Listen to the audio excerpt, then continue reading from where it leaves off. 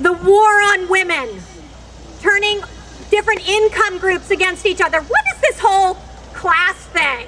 Lower class, middle class. We don't talk that way in America, by the way. We've begun to take it for granted now. But we're not segmented into classes in America. We are fluid. We believe that every American has that ability to rise up above their circumstances if they are filled with ambition. If they try hard, they work hard, they play by the rules. The possibilities are endless. And let's just talk 1 second about this war on women, because next week, I promise you, that is their entire theme. Because that is the only way they win, is if they can get us thinking about something other than the abysmal state of this economy and the desperate state of America around the world in terms of how people view us after the World Apology Tours. You know what?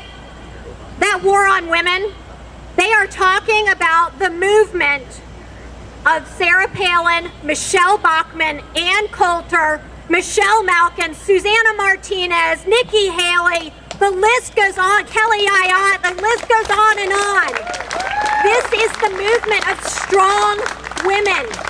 We believe that we should support women to do whatever they want to do, that there should be equality in the workforce. And by golly, that whole life of Julia is the biggest insult to us women, to suggest that we somehow need the hand of government, that we are so pathetic, so beholden to others that we can't do it on our own. That life of Julia, you notice it's not life of Bob, by the way.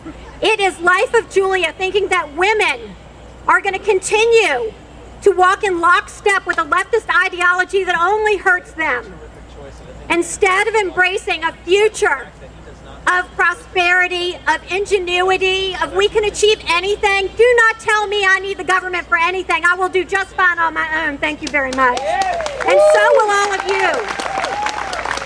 Share that message with all your friends and neighbors. We have the perfect opportunity next week to take women back to the conservative movement, to tell them that economic hope is the vision for the future, and that the Democrats are bankrupt, that the left is completely bankrupt when it comes to ideas that work. They have lots of ideas about taking over our economy, stifling growth, giving unions more power. The conservatives believe in individuals. Individuals' rights to make maybe bad decisions, to drink a big gulp anytime they want, to decide what they want to eat for dinner, whether they want a garden or not. It's up to us as individuals to make those choices for our lives and for our children's lives. So as we go forward over the next couple of months and years down the road, this is not going to be over one way or the other in a couple months. It's just beginning, folks. It is imperative that we look back to why America is the greatest nation on the face of the earth. It's because we embraced that crazy dream that God gave us all freedom, gave us equality. The government has nothing to do with it. The government does not give us our freedom. God gives us the freedom, and only God takes it away, not Barack Obama or the Supreme Court or anybody else.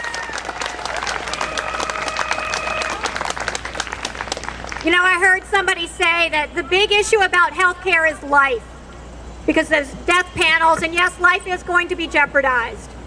But I think the big issue now and into the future is liberty. Because what is life worth if we are not free? Think back to those brave words of our founding fathers, who each and every one of them were committing treason when they signed their names to that Declaration of Independence. It was not some nice little beautiful moment where they signed it. It was treason, and they knew that if we were defeated, which we surely would be, they would hang. But with courage and a belief in the Almighty's ultimate gift to each of us, they affixed their name, and not one of them, despite children being thrown into prisoner of war ships, despite their wives being chased, their property being burned, not one recanted from signing the Declaration of Independence.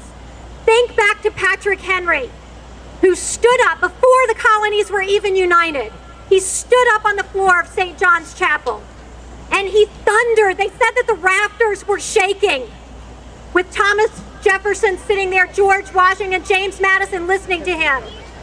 And he said, is life so sweet or peace so dear so as to be purchased at the price of chains and slavery?